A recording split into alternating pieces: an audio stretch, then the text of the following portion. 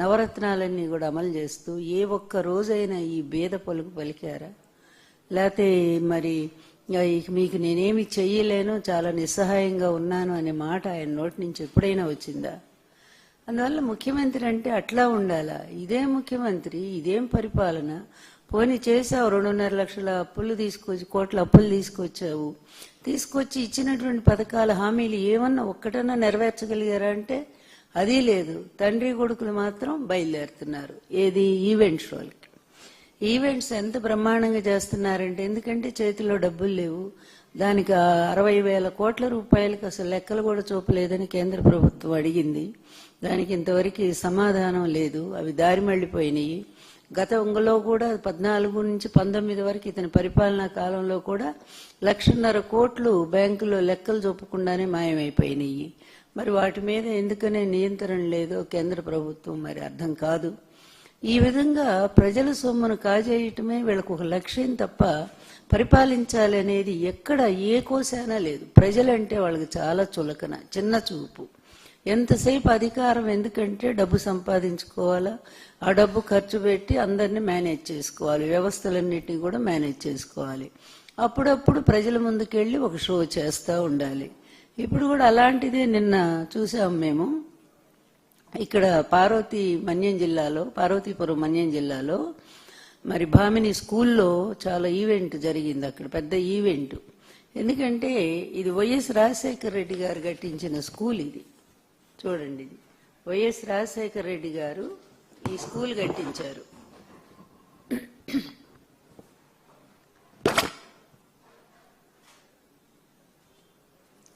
ఆయన కట్టించిన స్కూల్లో నాడు నేడు క్రింద దాన్ని ఎంతో డెవలప్ చేసింది జగన్మోహన్ రెడ్డి గారు. ఆయన కుమారుడైన జగన్మోహన్ రెడ్డి గారు నాడు నేడు క్రింద అక్కడ అద్భుతంగా ప్రతి స్కూలు, కొన్ని వేల స్కూల్స్.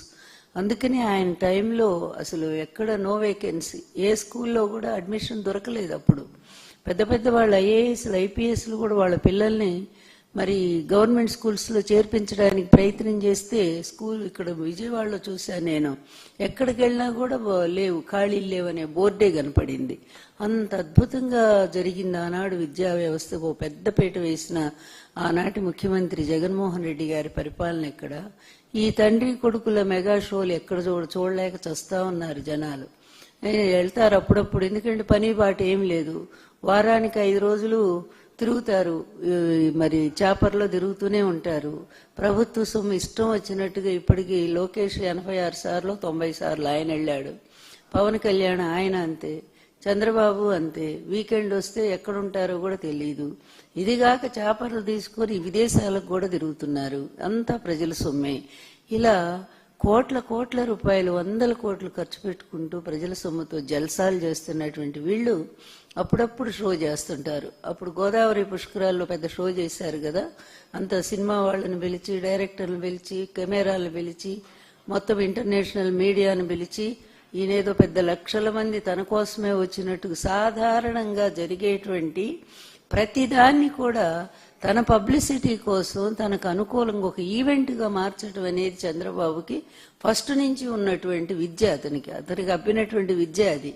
అదే విధానంలో ఆ రోజు అట్లా చేసి పాపం 29 మంది ప్రాణాలు గాల్లో కలిసిపోయేట్టు చేశాడు ఈ మహానుభావుడు ఇతని షో కోసం.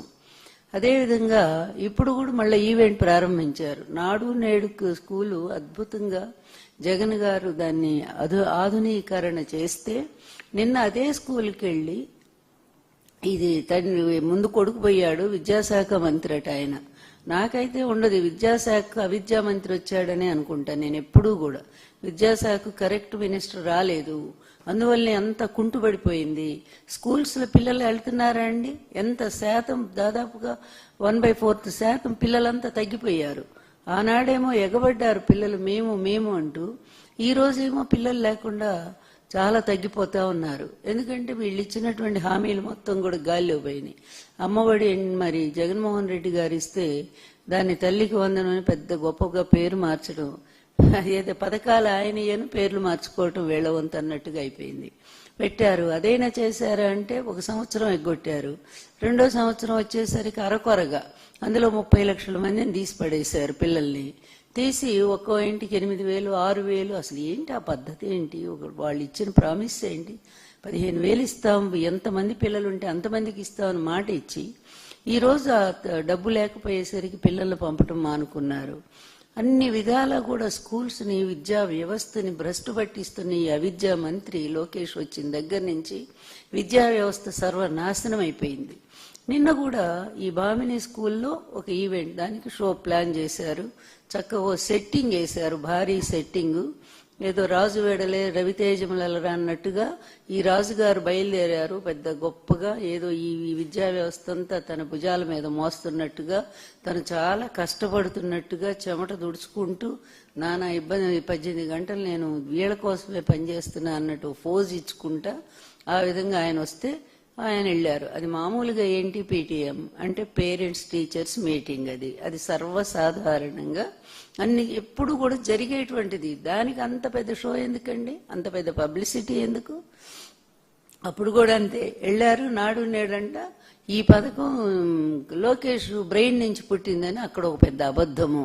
ఈ అబద్ధాల తండ్రి, ఈ అబద్ధాల కొడుకు ఇద్దరూ కలిసి రాష్ట్రాన్నే ఒక పెద్ద అబద్ధాలమయంగా మార్చేశారు.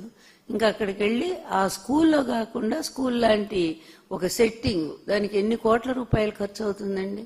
ఆ కోట్ల రూపాయలు నువ్వు ఆ విధంగా ఖర్చు పెట్టే కంటే వృధాగా ఎందుకు? ఆ స్కూల్లో పోతే వైఎస్ రాజశేఖర రెడ్డి గారు గుర్తొస్తారు.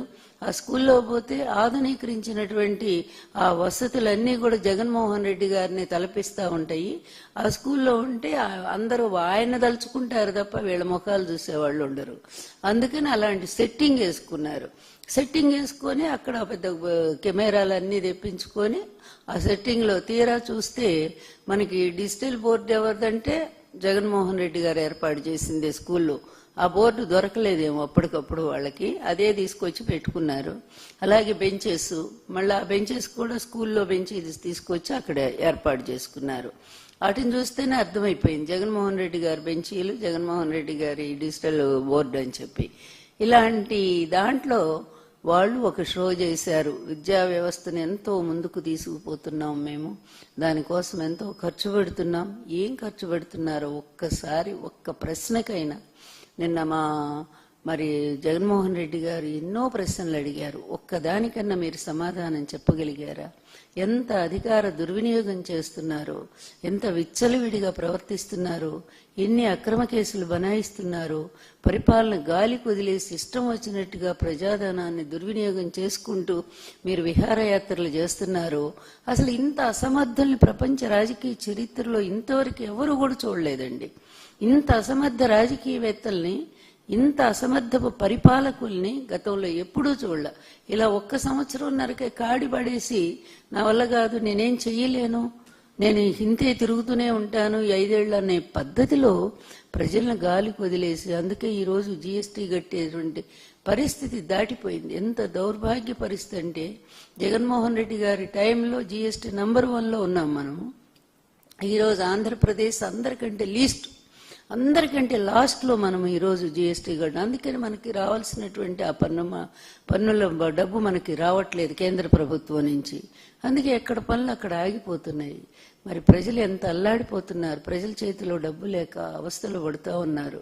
ఇంత నిర్వీర్యం చేసినటువంటి అసమర్థ పాలకుడైనటువంటి చంద్రబాబు, అతని కొడుకు ఇద్దరూ కూడా ఒక అధికారాన్ని వాడుకుంటున్నారు, ఆడుకుంటున్నారు నిజం చెప్పాలంటే. అట్లా ఇప్పుడు మీరు నిజంగా విద్యా వ్యవస్థకి మీరు వచ్చిన తర్వాత ఏం చేశారో ఒకసారి చెప్పండి. అమ్మఒడి దగ్గర నుంచే మీ పతనం ప్రారంభమైపోయింది. అదేవిధంగా పిల్లలకి ఆ రోజంతా గోరుముద్ద ఎంత చక్కగా వారం వారం మెను ఇచ్చి దాన్ని పూర్తిగా పిల్లలకి మంచి పోషకాహారాన్ని అందించి పిల్లలు ఆరోగ్యంగా ఆనందంగా చదువుకునేటట్టు, అలాగే మంచి బ్యాగ్స్, షూస్, తర్వాత వాళ్ళకి ట్యాబ్స్, ఇన్ని విధాలు అందించినటువంటి జగన్మోహన్ రెడ్డి గారి ప్రభుత్వం ఈ రోజు మీరు వచ్చాక ట్యాబ్స్ తీసి పడేశారు. నిన్న ఫోన్లో చూపిస్తా ఉన్నాడు ఆయన. అంటే ఈ ఫోన్లో మీరందరూ వచ్చి ఈ ఫోన్లో చూడండి అని. ఏమిటి అసలు ఇదంతా? నవ్వు వస్తూ ఉంది కదా. ఇంత జోకర్స్ ఇంకెక్కడైనా ఉంటారా? పొలిటికల్ జోకర్స్ అంటే ఎవరో కాదు, ఈ తండ్రి కొడుకులే పెద్ద జోకర్స్ లాగా తయారైపోయారు. ప్రజలందరూ కూడా నవ్వుకుంటున్నారు, అయినా వాళ్ళకి తెలియదు, వాళ్ళ తప్పు వాళ్ళకి అర్థం కాదు. ఎందుకంటే వాళ్ళు అదొక ఫోబియా, దాన్ని మేము అంత అమలు చేస్తా ఉన్నాము అని వాళ్ళు ఒక ఇల్యూషన్స్ అంటే కొన్ని భ్రమల్లో బతుకుతా ఉన్నారు వాళ్ళు.